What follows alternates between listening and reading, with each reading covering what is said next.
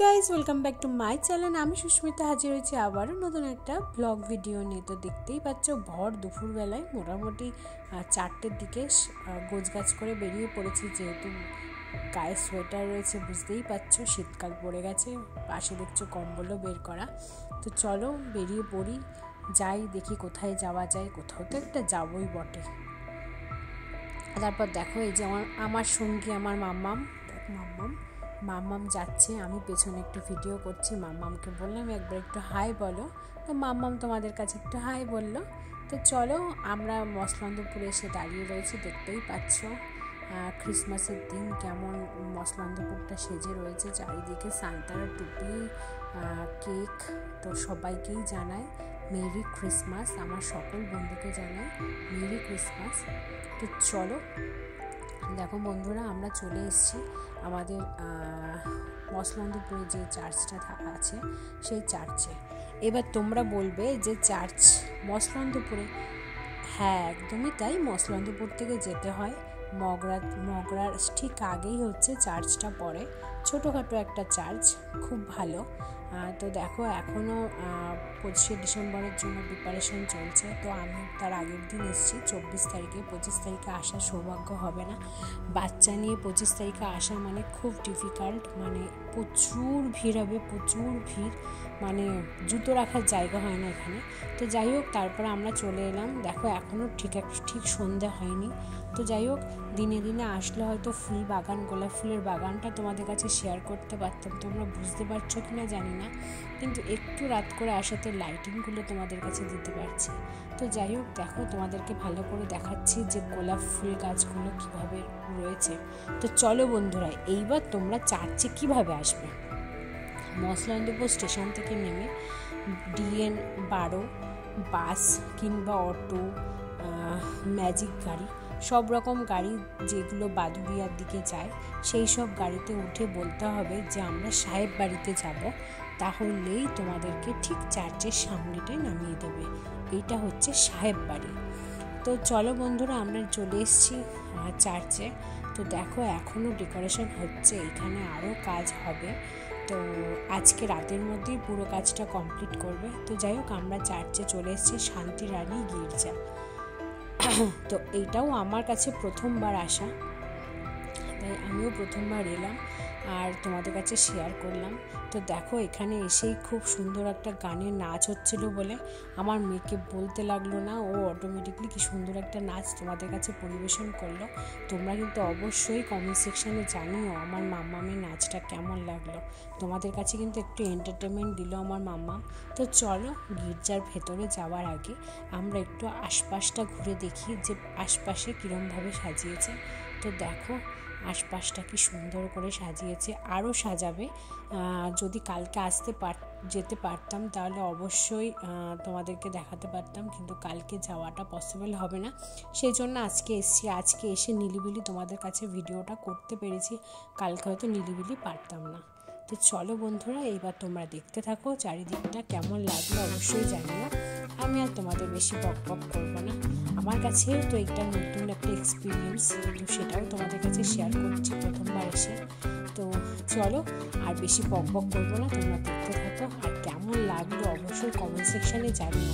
আর কারা কারা আসতে চাও 25শে ডিসেম্বর থেকে 1 জানুয়ারি পর্যন্ত, এখানটা খুব মানে হই হয়।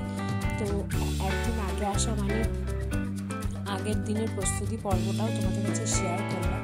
তো তোমরা যদি কেউ আসতে চাও, আমি গন্তব্যস্থল আর কীভাবে আসবে সব কিছুই তোমাদের কাছে ভিডিওতে বললাম। এইবার আর বক করবো না, চলো এবার আমরা চার্চের ভেতরে যাই। আর ভেতরে এসে কিন্তু বক করতে নেই, চলো দেখতে থাকো আর এনজয় করো।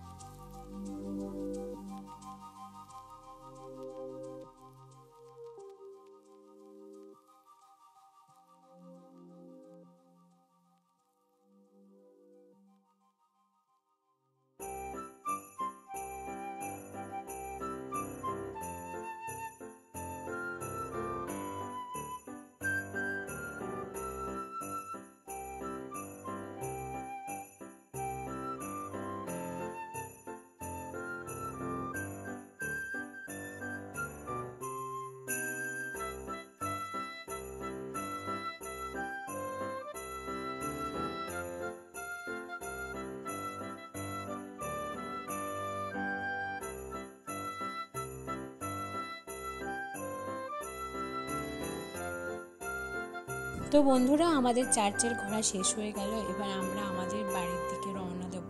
তো কেমন লাগলো বন্ধুরা, দেখো চারি সাইডটা এত সুন্দর, আমার তো আসতে ইচ্ছা করছিল না। আমি আমার মেয়েকেও বলছিলাম, আমার মাম্মামও আসতে চাইছিল না, কিন্তু আমার বাড়ি থেকে চার্চটা অনেকটাই দূর।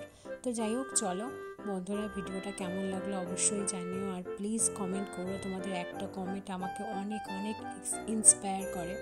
আর প্লিজ ভিডিওটা দেখো, ভালো লাগলে অবশ্যই লাইক করো, আর সবার ভেতরে শেয়ার করে দিও, সব বন্ধুদের কাছে তোমরা শেয়ার করে দিও। তো বন্ধুরা, এখনের মতো আমি এখানে ভিডিওটা এন্ড করছি। দেখো মসলন্দপুর বাজারটা কত ভালো লাগছে। তো বন্ধুরা, ভিডিওটা আমি এখনই এখানে এন্ড করছি, যদি ভালো লাগে থাকে। তো এখনের মতো টাটা, গুড নাইট, আবার দেখা হবে নতুন কোনো ভিডিওতে।